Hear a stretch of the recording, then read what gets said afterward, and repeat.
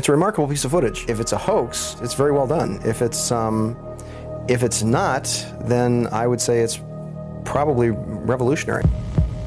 It's a fake, in my opinion. If you continue to ask questions that are out of bounds, I won't hesitate to terminate this interview. This is powerful because this is not a staged event. This is real.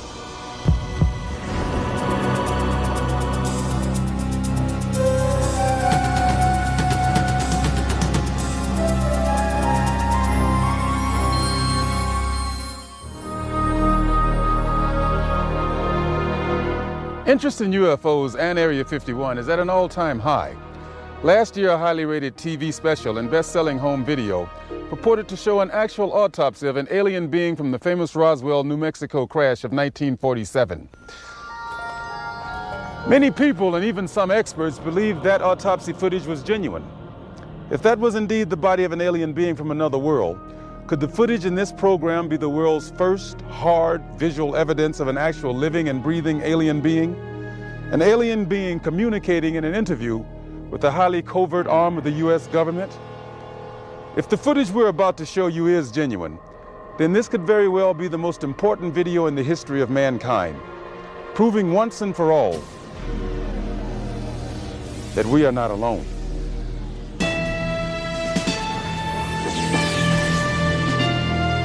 Within Nevada's Nellis Air Force Range, protected by the tightest security in the world, is the Groom Lake Test Site, aka Dreamland, aka Area 51, an installation so secret the government cryptically acknowledges its existence only as an operating location. Until recently, the military flat out denied the presence of such a base. It has served as the testing ground for many secret research and development projects, such as the U-2 and SR-71 Blackbird spy planes, the F-117A stealth fighter, and now the SR-75 penetrator, the super-secret replacement for the SR-71. Every morning, a select group of specialists with high security clearances, some reportedly as high as 38 levels above top secret, arrive at McCarran Airport in Las Vegas to be flown to Area 51 aboard a Boeing 737. From the time they leave the ground until they return to Las Vegas at the end of each working day, they enter a world no outsider can ever truly know, except through rumor and the occasional shocking revelation. In 1989, a physicist named Robert Lazar went public with the stunning claim that the United States government was test flying dish-shaped aircraft of extraterrestrial origin at Area 51. Interviewed in silhouette by a Las Vegas TV reporter, Lazar, calling himself Dennis, claimed to be employed at a site on the outskirts of Area 51 known as S4, where he was part of a team attempting to back-engineer the saucers to discover the secret of their advanced propulsion system. It was a very sleek, thin-looking, flying saucer-shaped craft. There were 9 total. I only got to essentially work, back engineer, or analyze one of the craft. It's very plain. It's all one solid color, a grayish pewter color, the same color as the outside of the craft. There are no sharp corners anywhere. Every device in the craft, the seat, the amplifier housings, everything has a rounded corner on it, almost as if it was all fashioned out of wax and then slightly melted, so everything curved, even where the ceiling meets the floor on the end. Everything has a curve to it. Very, very plain, very wide open, very impractical use of space. And there are 3 levels. The lower level houses the amplifiers themselves that swing, the 3 of them. The center level is where you enter the craft, where the seats and the amplifiers are, and the top level is a small area, and I did not have access to that, so I don't know what's up there. Absolutely alien craft, there's no question about it. Well, first of all, the scope of the project was to back engineer it. If they were United States craft, we wouldn't be going backward trying to find out how they were built if we had built them. Second of all, the size of the equipment inside, the size of the seats, the materials that were in use, completely alien to us, pardon the pun, and the fuel, element 115, essentially non-existent. All these factors together, and of course the briefing information stating that they were alien craft. Along with Robert Lazar, rocket scientist David Adair is one of the few individuals who will go on record concerning his personal experiences with alien technology at Area 51. Was not of our origin. They shouldn't have let me see that. And then in the results of it, they locked me in a room. And the reason they locked me up in a room was because I wouldn't tell them any more about how the engine would function, and they started getting a little bit more perturbed about that. A former consultant to NASA and top aerospace companies, Adair claims that in 1971 he was brought in to study the engine of a downed flying saucer. What I was looking at was a technological marvel of its time, and it was a magnificent thing to see sitting there, and the whole situation just started really getting me more angry than anything, because the fact that they could sit on such a hunk of technology and not tell us about it. Here we are using liquid fuel engines and rockets at NASA, and here they got an engine that's probably, in theory that we know of, could be a speed of light, an engine capable of speed of light or even faster. Ufologist and lecturer Sean David Morton has appeared on Sightings, Strange Universe, and Hard Copy. He offers his own perspective on Lazar's stunning claim and the super-secret Area 51. Area 51 is approximately 135 miles north of Las Vegas. It sits in a box that's at the western middle corner of the Nellis test site. It was originally called the Groom Lake Facility, and Area 51 actually gets its name from a bombing classification. There's Area 49, 50, 51, 52, et cetera, et cetera. So one of the things that Robert Lazar told us was that if we simply went out to a black mailbox at 6:30 p.m. on Wednesday nights, that we would actually see flying saucers, that these objects would test, and that this was the military testing time between 6:30 and 9:30, and then early in the morning between about 3 a.m. and about 6 a.m. Vigorous efforts have been made by employees of the government and others to debunk Lazar's claims and discredit him personally. Nevertheless, Area 51 has become the center of a raging controversy, whether in fact certain clandestine agencies of the U.S. government are in secret contact with alien beings. Project Sigma was supposedly a deal between the United States government and various extraterrestrials that after the Roswell crash of 1947, that an organization called Majestic 12 was formed, and then in 1953, President Eisenhower was then brought in on this. Well, there was a negotiation going back and forth between the United States military, the government, and the extraterrestrials. Apparently, we had a number of things that the extraterrestrials wanted. Number one, the military needed hardware. We wanted technology, we wanted weapons technology, propulsion technology, metallurgy technology, and in exchange for this, the ETs were willing to trade us their hardware for our software, and software namely being us. What they primarily wanted was genetic material, and in exchange for that, they were willing to give us certain technological advances, like a number of flying saucers.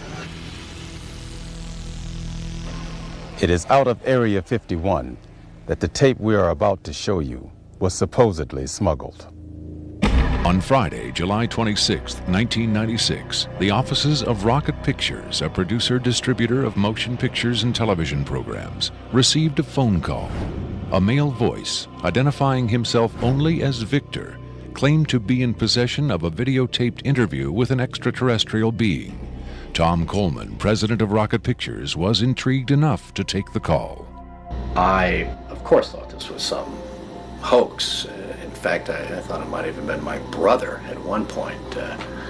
But as we spoke, this was someone who seemed to be very serious. We went back and forth on this, and I basically decided that, this is a little bit too weird for me. Thank you and goodbye. As I hung up,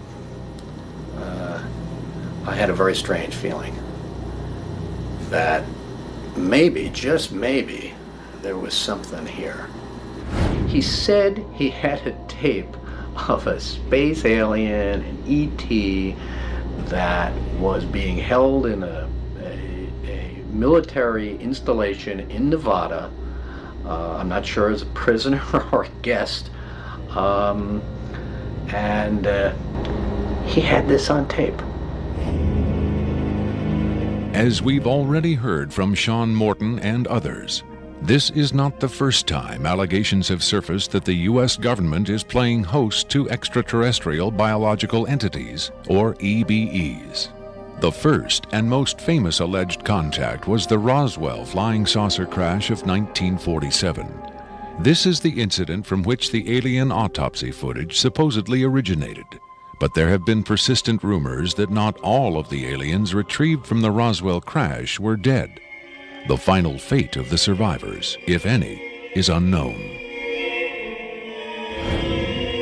2 years later, however, in 1949, another alien is reported to have survived a saucer crash, and this being, known as EBE-1, was taken into custody and kept at a safe house.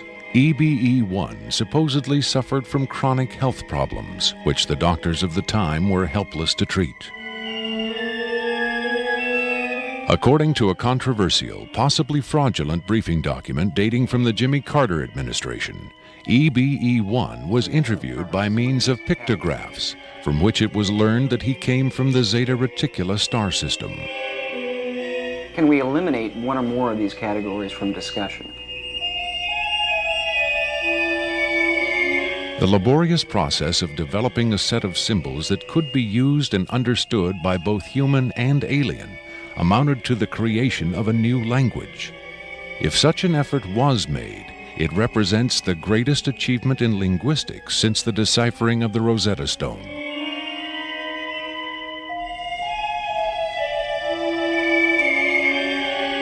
That such an achievement would be kept secret illustrates the hysterical paranoia of the time as the Cold War intensified under the threat of nuclear annihilation.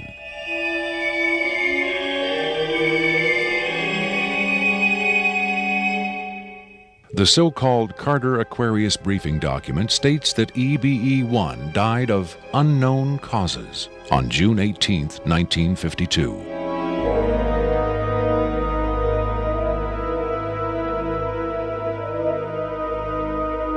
Skeptics who doubt the authenticity of the Carter-Aquarius document find it unbelievable that highly advanced alien beings would allow one of their own to die under the primitive medical care of a species that had barely begun to conquer its own diseases.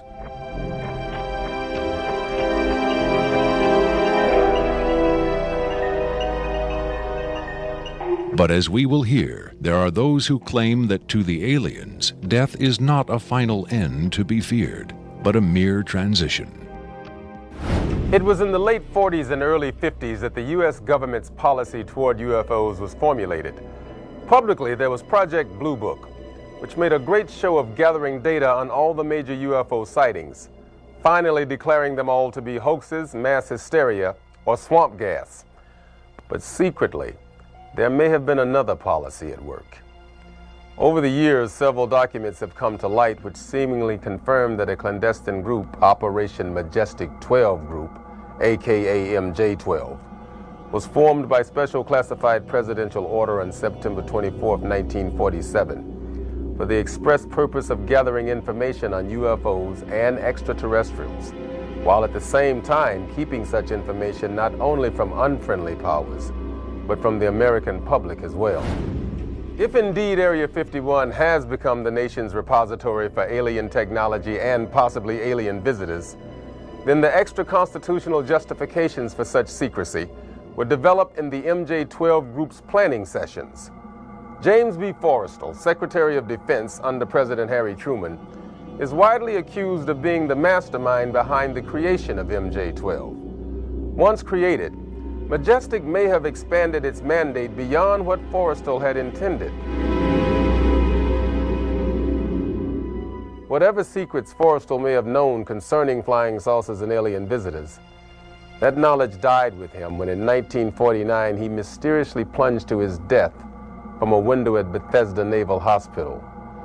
Though he was being treated for depression, many UFO researchers doubt that his death was a suicide and point to the sinister workings of the possibly mythical MJ-12, which in their hypothesis may have been protecting its secrecy from a man who had come to believe the people had a right to know. As late as 1989, according to Bob Lazar, the identification badges at Area 51 read MADGE for Majestic. In December 1994, a document purporting to be the Majestic 12 Group Special Operations Manual was leaked to a noted UFO researcher. It contains the following directive under the heading Isolation and Custody. EBEs will be detained by whatever means are necessary and removed to a secure location as soon as possible. There follows this disturbing amplification. Although it is preferable to maintain the physical well-being of any entity, the loss of EBE life is considered acceptable if conditions or delays to preserve that life in any way compromise the security of the operations. From the beginning of the UFO age, it seems, secrecy was always the government's prime directive. In 1988, another anonymous government source, codenamed Falcon, claimed that a second extraterrestrial biological entity, EBE-2, voluntarily became a guest of our government, allowing himself to be examined and interviewed. In this scenario, Area 51 became, for a time at least, a sort of extraterrestrial embassy, the setting for mankind's first attempt at diplomacy with beings from another world. Different sources disagree as to how communication was established.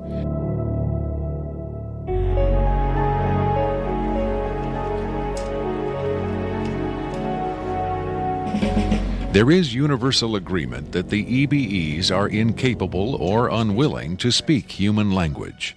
In addition to the pictographs used by EBE-1, it has been reported by Falcon that in the early 1950s, EBE-2 was fitted with some sort of artificial voice box, allowing him to speak words, and that he learned the English language very rapidly. Other sources doubt this story, however. By our kind, do you mean we Americans? What has been reported most persistently is that the aliens communicate via thought projection, or telepathy. Would have been tortured, made to give up their secrets, instead of questioned in this friendly manner. We cannot be forced to communicate. Has it been tried? Not by us. We speak to who's ever willing to listen.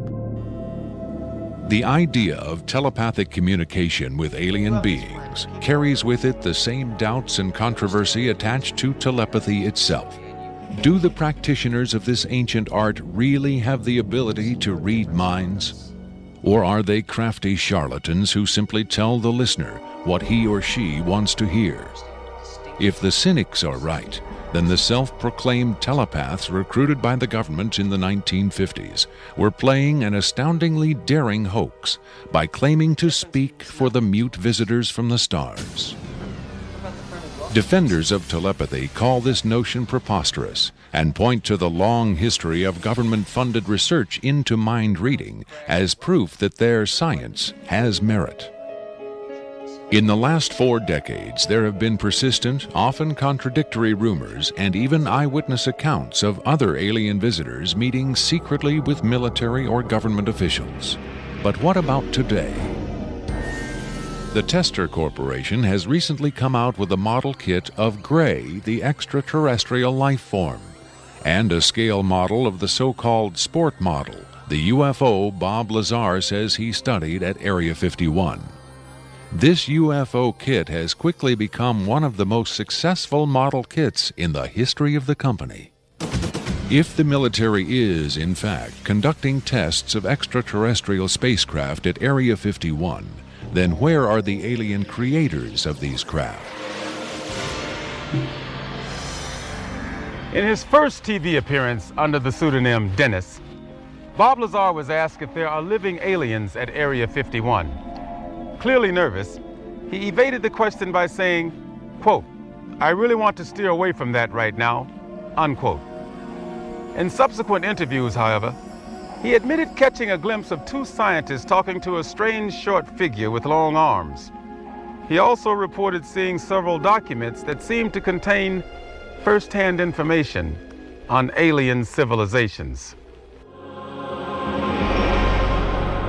Lazar is skeptical of a claim made by Falcon that a group of EBEs have been given complete control of a separate base within Dreamland.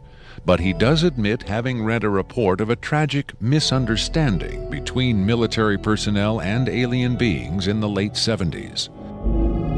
Lazar states that it had to do with bullets the MPs were carrying, and that the bullets might explode, possibly due to a field the aliens had generated in that area.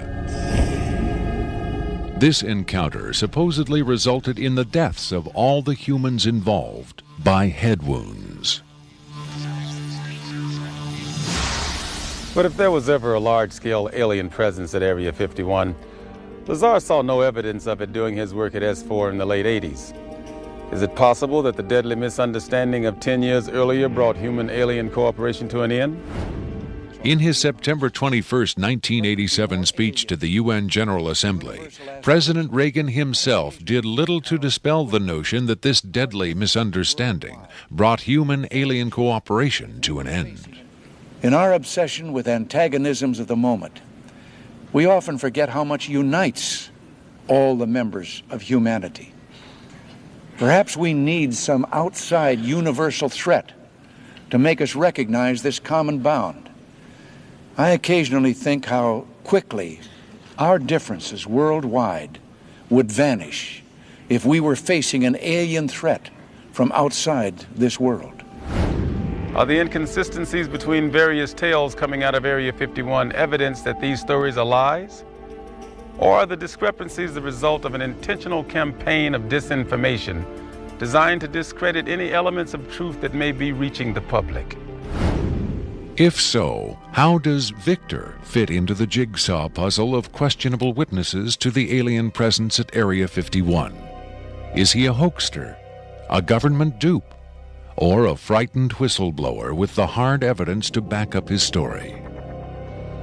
I made it very clear to Victor that his credibility was the entire issue here, and that everybody's going to think this is a hoax, and that how are they going to possibly verify this? What he said was, you can do anything you want in terms of verified, any type of due diligence. He will answer whatever questions put forward. We could do whatever type of checking. We could bring in experts. We could have the tape tested. We could, in fact, he encouraged all of these aspects. He just did not want his face and his real name revealed. At Coleman's insistence, Victor agreed reluctantly to appear on camera, but only in disguise, in shadow, and with his voice electronically altered.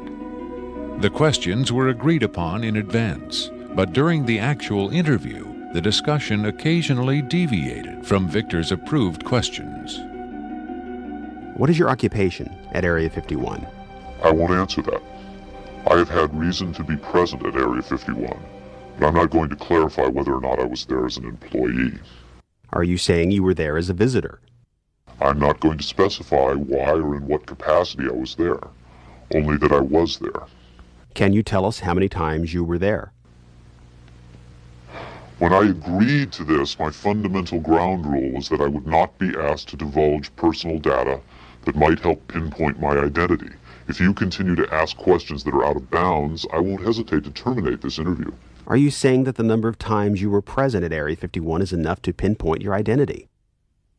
Any specifics will narrow the field of suspects. Of course, I could lie. Let's say I've been there 47 times, or anyway more than once. Let's turn to the tape itself. The copy you've supplied is not the original tape. No. Was the original at Area 51 when you copied it? That's out of bounds. Is it fair to assume that the copying of tapes at Area 51 is heavily restricted? You can assume anything you like. I would say that's a fair assumption. That's obvious. I will say that this tape was copied under special circumstances. Otherwise, copying it would have been impossible. Can you be more specific? More specific? Okay, I'm sure they've figured this much out already. Recently, there was a wholesale transfer of video documentation from analog tape to digital disk storage. In a couple of instances, this allowed data to leak from a highest security system to a less high security system. Even so, this particular tape was the only... I think that's about all I'll say about that. Was there something about this particular clip that made it more accessible to be copied? Not necessarily, no. Was there something about the content that caused them to file it differently or give it special handling? This interview was terminated. The interview resumed only after a discussion of the ground rules. Have you personally seen the alien being that appears in the tape? Yes, I have, but I stress I was not necessarily present at the interview session that appears on the tape. I'm not going to be specific. I may have encountered the being at another time. What can you tell us about the alien interview we're about to see? This one is rather recent, very late in the series. The interview process has been ongoing since the being arrived, which was in 1989. Approximately twice a month, they sit it down for a session that generally lasts from 3 to 5 hours. If they try to go longer than that, or if they schedule the sessions more frequently, the being becomes unresponsive. There's a fair amount of infighting among the scientists from different disciplines to get their questions asked. What has the alien revealed? Various minor technical details of the saucers. The physicists and engineers are frankly frustrated. They feel the being is withholding information. Possibly concepts are getting lost because all the information has to come through a telepath. But also it may be that the bulk of their scientific knowledge is just too advanced to be translated into our primitive conceptual framework. It's analogous to if a human scientist were to try to translate quantum mechanics into the grunts and screeches of a chimpanzee. That's not a very flattering comparison. Frankly, there's a high attrition rate for scientists in the program. You'd think they'd be energized by the challenge. But a lot of them take the ego deflation very hard when they find out not only how much they don't know, but how much they aren't even capable of understanding. What else has the alien communicated? Oddly enough, the being seems to have a much easier time communicating spiritual concepts.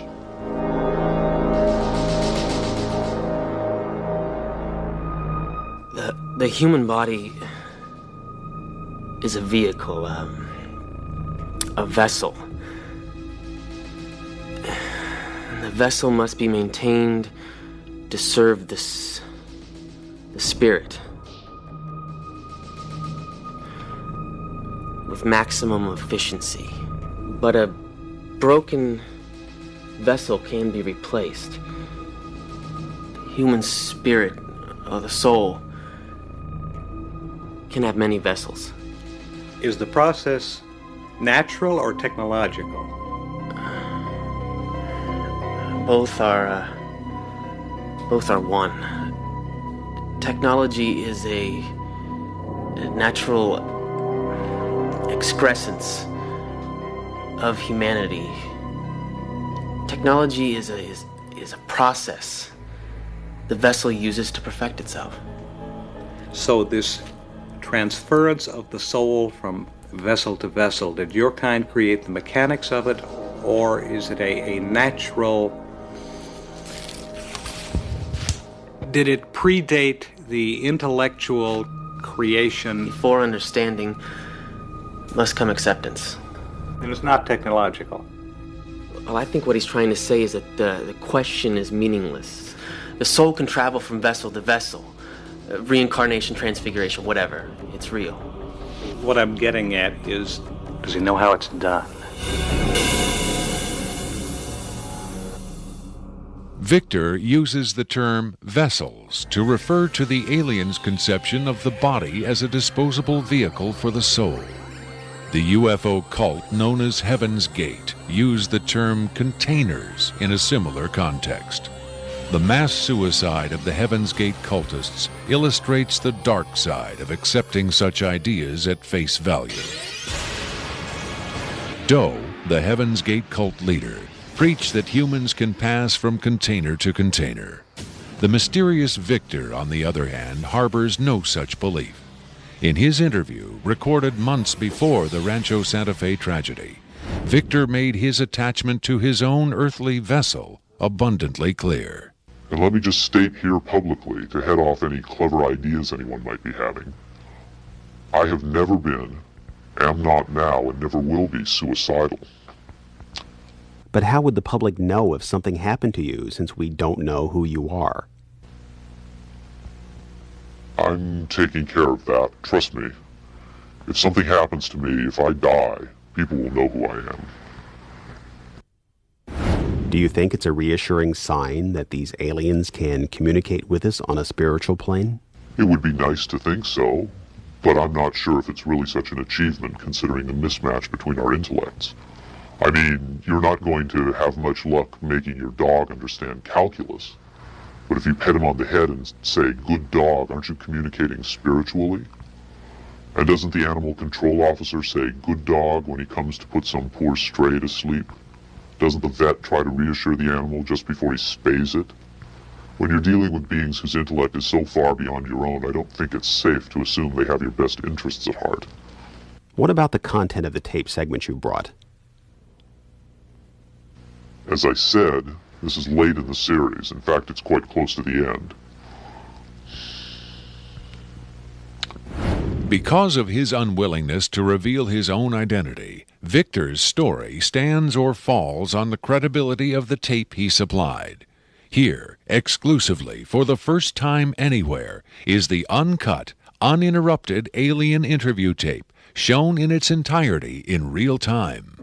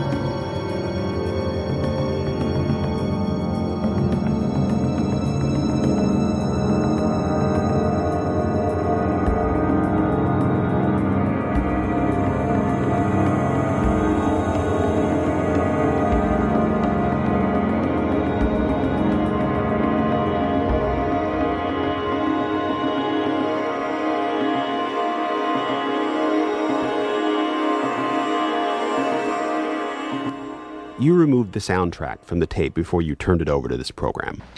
That's correct. I can't allow the voices of the project personnel to be heard by the general public. There's a very good chance their family or friends on the outside might recognize them. Isn't your purpose in releasing this tape to expose Area 51 to the world? My purpose is to expose the existence of the aliens, not compromise these individuals. I made the decision to come forward. I'm taking precautions to protect my own identity, and I don't think it's fair for me to put these others in danger of exposure. In any case, the interview on the tape went nowhere. It was interrupted, as you'll see. Can you describe for us what we're seeing? All right, we're looking at the interview suite at S4. It's kept dark for the comfort of the aliens. The figure who is just barely visible in the left foreground is the telepath, and behind the camera is a raked seating area for observers. Although in this case, I believe the only other person present was a military aide.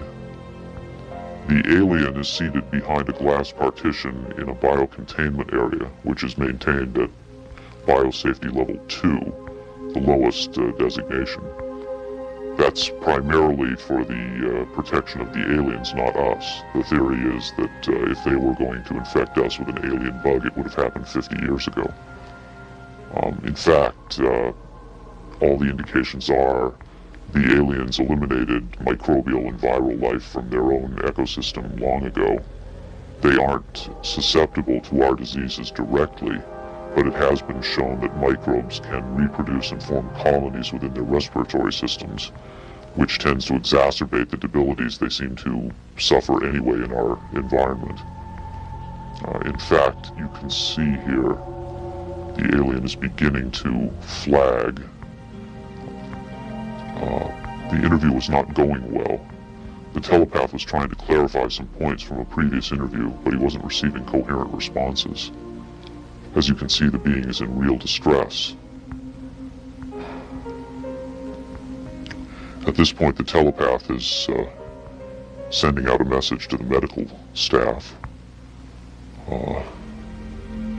He's trying to communicate with the alien, but he's getting no response.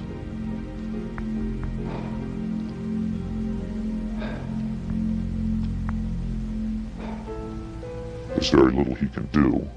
There's no direct connection between his space and the biocontainment area. That's the aide stepping in on the right. The medical staff should be there by now. They're slow in responding. There they are. I have to say the medical personnel at S4 are less than first rate. They tend to be selected for their willingness to keep secrets rather than their medical competence.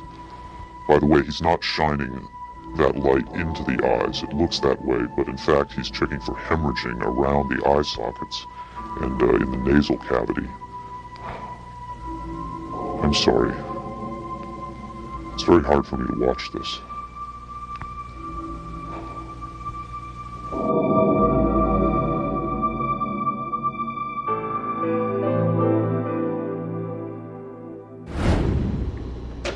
You're asking me if I think this is real? That have I finally seen a space alien? I don't know. But I do know this. I know that this is not a tricked up version like the alien autopsy. It doesn't attempt to distract you away from the alien. It doesn't have that cinema verite, black and white. It doesn't go to great lengths to try to fool the audience. Straight ahead. It's an alien on tape. Pretty much the way you'd probably film it. But the point is this. What if it is real? In evaluating the authenticity of the alien interview tape, the logical place to begin is with the videotape itself. What can the technical details of this recording tell us about its origin? Rocket Pictures sent Victor's original tape to the Phoenix laboratory of renowned image analyst Jim Delatoso. Using the most up-to-date digital technology, Delatoso tried to determine the tape's authenticity. I've been exploring, looking at different aspects of the image itself to develop questions for a matrix on is it real or is it fake. I grabbed a frame in the computer and we're outputting it now in digital format, and you can see that we have an absolutely solid picture. What we've done is taken the picture and moved it over so that we can look at the information that's in between the frames. Now, when we look at the motion video, we can see that it still is not bad. And when we have this little indicator down here, it tells me that the original image was transferred using some kind of time-based corrector. These are video screens up here, television, video monitors, and they're off at an angle. If this was shot using a video camera with lines on it, we would see moire patterns up there, and we don't see the moire patterns. So there's a probability that this was shot originally on film, possibly a film stock like 72-52 or 72-47, depending on the lighting. The idea that these images may have originated on film is in direct contradiction to Victor's statement that the interview was shot on video.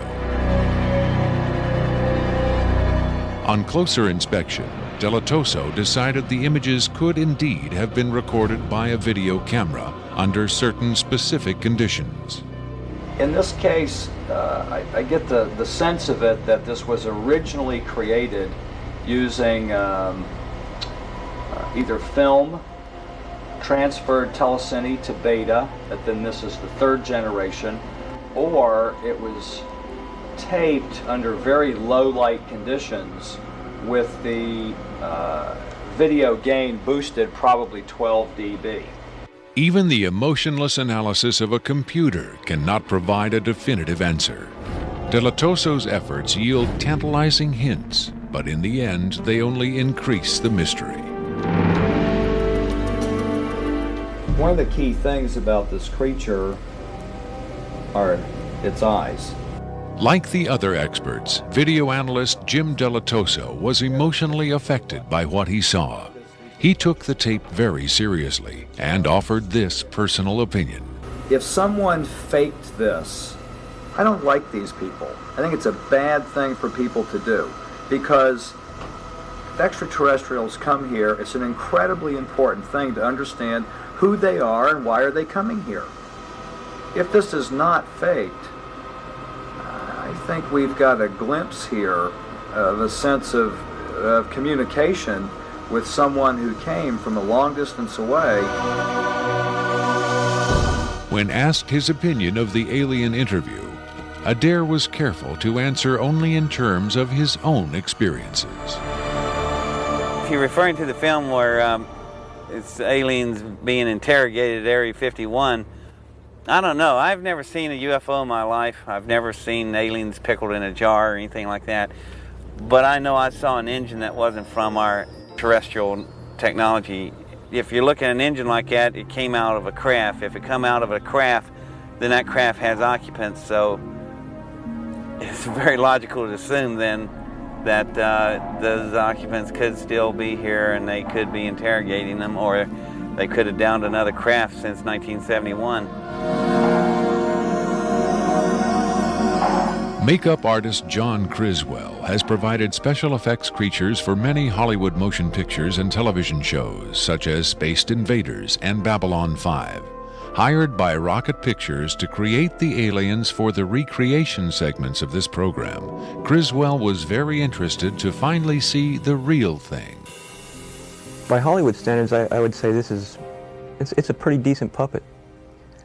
Well, to be honest with you, I would love to buy this being real, but it's probably a hoax. Well, I think this is a really cool design, and it's a great concept, but I think I could have done better.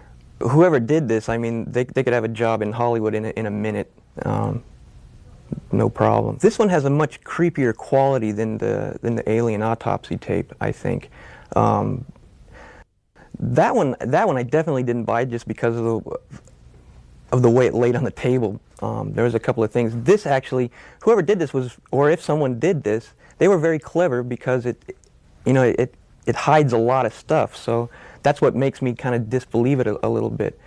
But, you know, who knows? Criswell thought the alien exhibited movements that would be difficult to fake. There are moments when this looks very real, and I don't know how they did certain little things about this. So right when I would say that it's definitely a puppet, he moves a certain way, or he'll lift up in the frame and all that, and all these little things are important to the, you know, to the character of him. Academy Award winner Rick Baker is one of Hollywood's reigning masters of makeup effects. He transformed Eddie Murphy into a 300-pound man for The Nutty Professor and has created monsters for countless films, including An American Werewolf in London and the UFO-related Men in Black. Baker dismissed the tape as a fake. Yeah, this doesn't fool me. I don't buy this. I think this is a puppet, and you've got a table in the foreground that's hiding the rest of its body. You've got some kind of, whatever that instrument is in the foreground, it's also lit very mysteriously. I think if you were going to record this alien, you would want to see it, and you wouldn't want to hide it behind a table, and you would light it in a way that it would show up much more than this. And this particular movement, this head-jerking movement here especially, looks very puppety to me. It looks a little overdone and very much like a guy with his hand inside this thing maneuvering it. I guess he's supposed to be ill here. Is that what's going on? It just looks like they went to a great deal of effort to hide as much of the anatomy other than the head on this puppet, and I just don't buy it. I would be willing to stake my reputation on the fact that I think this is a hoax. It's very interesting to see them. In Baker's opinion, there was no controversy at all.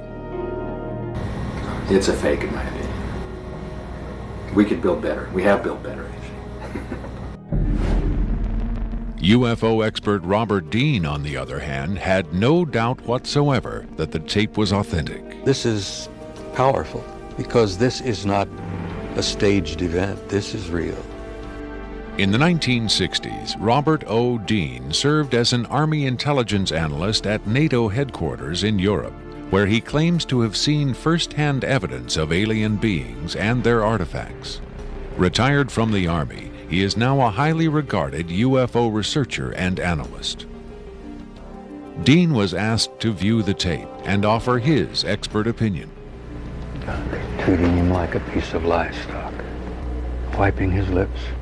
Calling on his own first-hand experience for comparison, Robert Dean was stunned and moved by what he saw. That breaks my heart.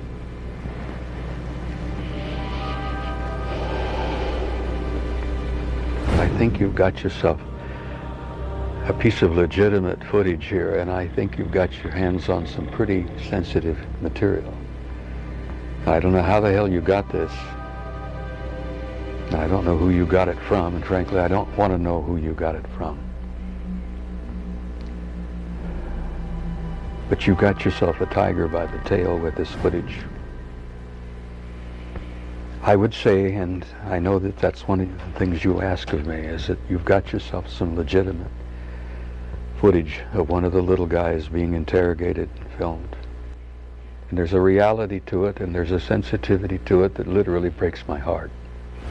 But I tell you very strongly, you've got something here that is very sensitive. Well, I know that the level of classification on this kind of a thing is so far damned above top secret that you can't imagine how sensitive this kind of thing is, and how delicate it is, and how tightly the government sits on anything like this. Sean Morton looked for clues to the tape's authenticity in the technical details of the interview's setting. Okay, there's a couple of interesting things about the tape right off the bat. Morton tried to decipher the time code at the bottom of the screen. First off, what you're looking at in the time code is DNI's Department of Naval Intelligence. So Department of Naval Intelligence, this would probably be a file number 27. It could be a security level, however, because security levels are supposedly go up to Q36, or the highest ones that we know about. The first interesting thing about that is that I'm noticing what looks like a medical monitor, and look at how slowly and erratic the heartbeat is. The heartbeat is literally 1, 2. It's very, very erratic, and it looks as though the heartbeat, being as erratic as it is only about, from counting that, it looks like it's about 30 a minute or so. Morton suggested an alternate explanation for the video's dim lighting. One of the unusual things about most of these particular race of aliens is they are very, very sensitive to light. So a lot of these interviews are conducted in very darkened rooms. To Morton's eye, many features of this alien dovetailed with accounts of other first-hand contactees.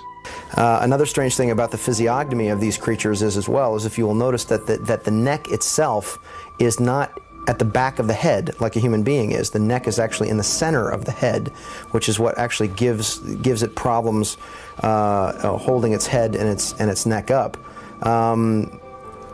Whatever this is, it's being taken, the interview is actually being done through a piece of glass, which is probably something somebody faking the photographs probably wouldn't think about.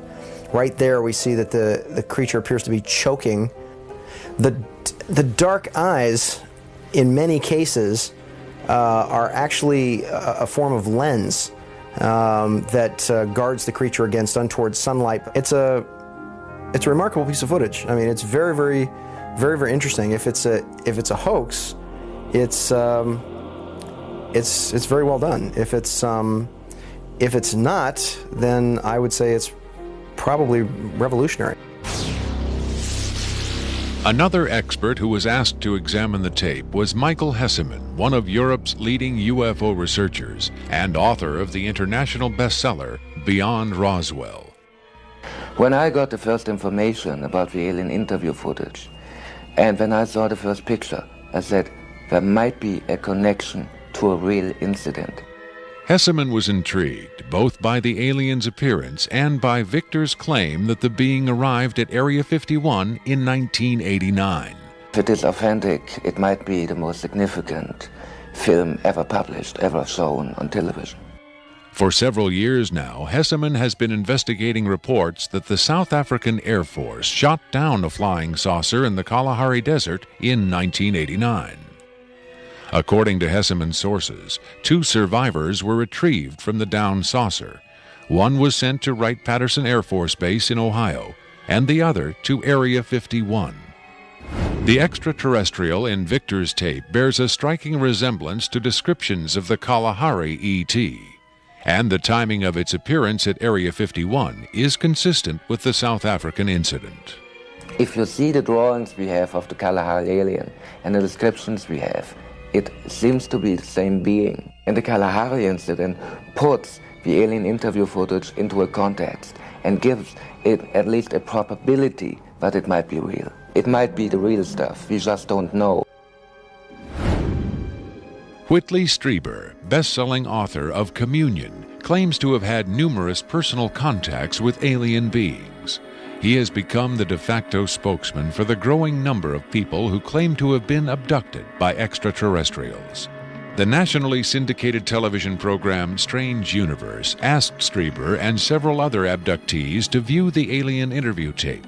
What Strieber saw left him profoundly shaken.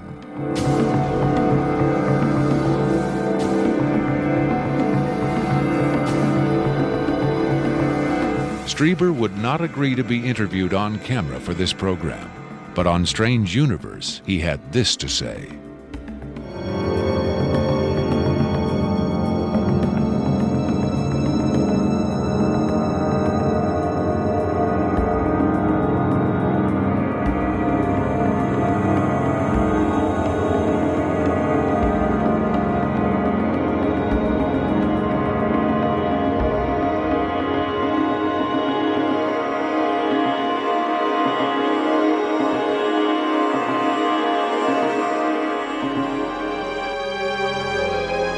On May 23, 1997, Victor gave a radio interview on the nationally syndicated show Coast to Coast AM with Art Bell.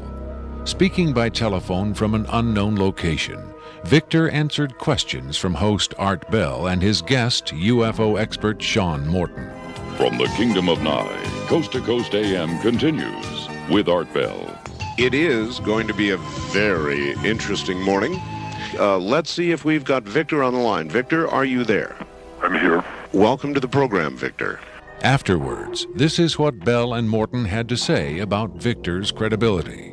What a hell of an interview, huh? Boy, oh boy, talk about making history on the radio. It was, as far as I could tell, he answered every question properly, as far as exactly where the locations are, to the descriptions of the the transports, the 737s, to the CTS-43s, the retinal scans, the 5 levels at S4.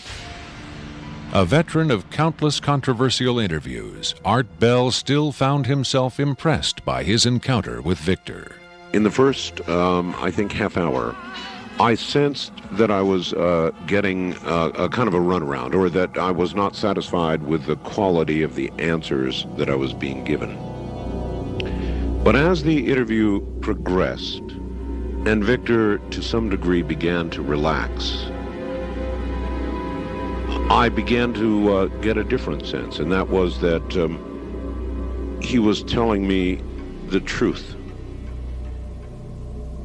I think Victor was scared. I think Victor really is scared. And so my judgment of the interview after about the first, maybe 20 minutes, half hour, is that we began to get some real information. It was a significant milestone.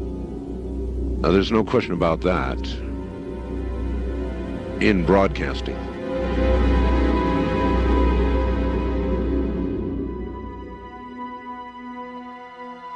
If the government has really been in contact with superior aliens, wouldn't we see some evidence of it? For instance, amazing new scientific discoveries. Limitless free energy? A cure for cancer? We might if the government's motive were the betterment of mankind. The government's motive is control. And just as much as they crave control, they fear loss of control. Knowledge is power, but power does not necessarily confer competence. The people at the top of this program are intellectually very average. They're not capable of making proper use of what's been handed to them, but they have no intention of letting anyone else ever get a chance to solve the puzzle. And let's not forget there's also the real possibility that the government is being manipulated by the extraterrestrials for their own purposes. You could have released this tape to the news media, but you insisted on being paid for it. Doesn't that cast doubt on your own motives? Yes, and I was aware of that going in, but that's a cross I'm prepared to bear. I find it disgusting that the most important event in human history is being kept secret simply because certain unimaginative officials have the power to do so. But at the same time, I do see the irony in my own actions. All I can say is, had I had the choice, I would not have insisted on profiting from this revelation. But since by lifting this veil, I've endangered not only my career, but possibly my life, I felt the need for some small measure of monetary freedom to deal with any eventualities. And let me say, I could have demanded significantly more money than I did if I had been willing to compromise my anonymity. There have been other whistleblowers who jumped at the chance to become celebrities, which I think casts even more doubt on their motives than some people may be casting on mine. Do you believe your life is in danger as a result of making this tape public? I would hope not. I would like to think my government is a little more civilized than that, but at the same time I don't intend to give them the chance to prove me wrong. At any rate, to a certain extent, I'm counting on being disbelieved. Obviously, they would like me to be perceived as a hoaxer. If something were to happen to me, if I should die suddenly in a freak accident, it would obviously lend credence to my story, and I assume they understand that and will act or not act accordingly. Why should anyone believe this tape is authentic? Use your own judgment. That's all any of us can do. There's been so much secrecy and disinformation over the last 50 years that it's become impossible to prove anything in the face of official denial. Of course, the flip side is nobody really believes anything the government says. Robert Dean heads a growing movement lobbying Congress to release former NASA intelligence and military officials from their security oaths so they can talk openly about U.S. involvement with UFOs and aliens. As early as '49, your government knew we were dealing with extraterrestrial intelligence. And then it sort of blew up more and more. Every year there were more discoveries, more conclusions, more contacts. And as you probably know, we have indeed retrieved crashed hardware, and we have reverse engineered it, and we have indeed been flying some of that hardware in this base not too many miles outside of Nellis, near Las Vegas. Dean believes the time has come for the government to tell the people what it knows. The truth has got to come out. We're over 30 years too late. The people not only have a right to know, they have a need to know. And damn it, I stand in this belief, and I will say this and stand by this till the day I die. Congress has the responsibility, Congress has the obligation to the people, to the Constitution, and to the nation.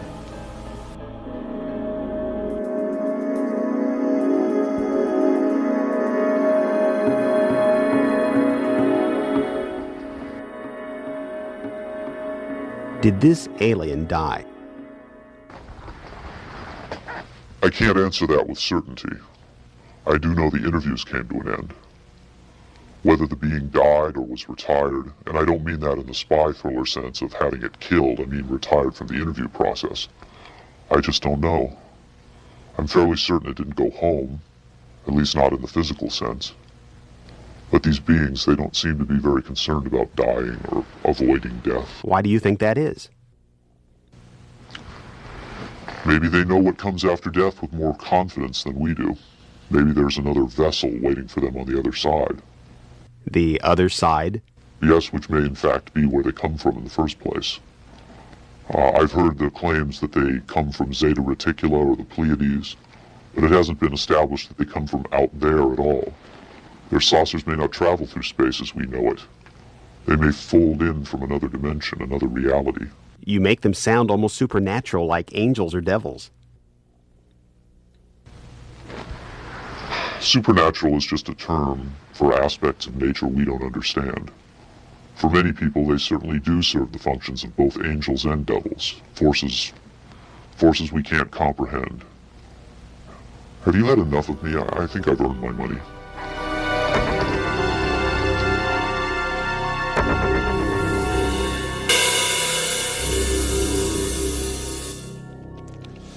Is seeing believing? Can the images on this little tape really be what Victor claims? To even take the question seriously requires a belief in the possibility of wonder, a willingness to accept an almost unimaginable truth. It's far easier and safer to label it a hoax. I'm standing on Nevada Highway 375. America's official extraterrestrial highway, redesignated last year by the legislature in acknowledgement of the worldwide fame that has become attached to this desolate spot. Beyond those mountains is Area 51, the most widely discussed secret place on Earth. Whether as a hoax or mind-expanding revelation, this alien interview is now a part of the Area 51 legend. There will come a day when the secrecy at Area 51 ends. When that day comes, then we will know whether this tape was real and what the true motive was for its sudden appearance. Until then, we can only speculate, investigate, and hope.